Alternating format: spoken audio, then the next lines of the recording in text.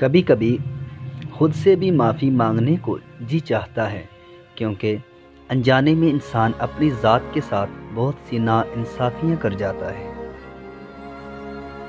جب رب راضی ہونے لگتا ہے تو بندے کو اپنے عیبوں کا پتہ چلنا شروع ہو جاتا ہے، اور یہی اس کی رحمت کی پہلی نشانی ہے۔ جس گھڑی نصیب سنورتے ہیں، کچھ لوگ اس وقت تکیے پہ سر رکھ کر سوتے ہیں اور کچھ لوگ مصلے پہ سر رکھ کر روتے ہیں۔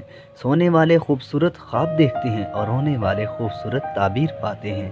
آپ کا مستقبل آپ کا منتظر ہے، ممکن ہو تو رات کے آخری پہر پا لیجئے۔ بعض اوقات اللہ ہمیں اس لیے بھی دکھ میں مبتلا کر دیتا ہے تاکہ ہم دوسروں کا دکھ سمجھ سکیں، دوسروں کو اپنے بارے میں صفائیاں دے کر اپنا وقت ضائع نہ کریں۔ لوگ اتنا ہی سمجھتے ہیں جتنی ان کی سمجھ ہوتی ہے۔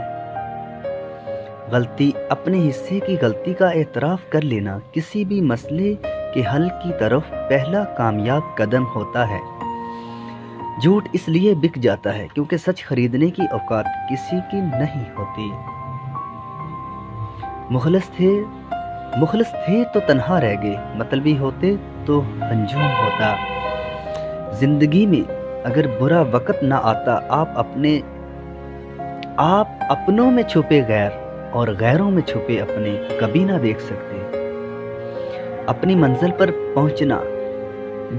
پہنچنا بھی کھڑے رہنا بھی کتنا مشکل ہے، بڑے ہو کے بڑے رہنا بھی۔ محبت کا سبق بارش سے سیکھو جو پھولوں کے ساتھ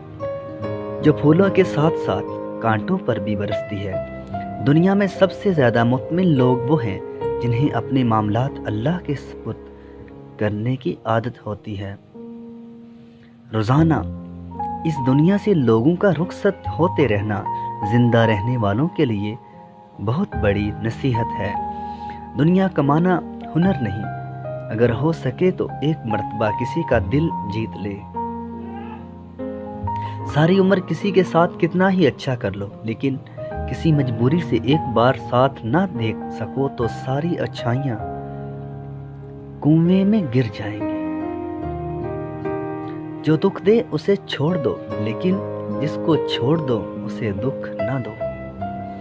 اچھی کتابیں اور سچے دل ہر کسی کی سمجھ میں نہیں آتے۔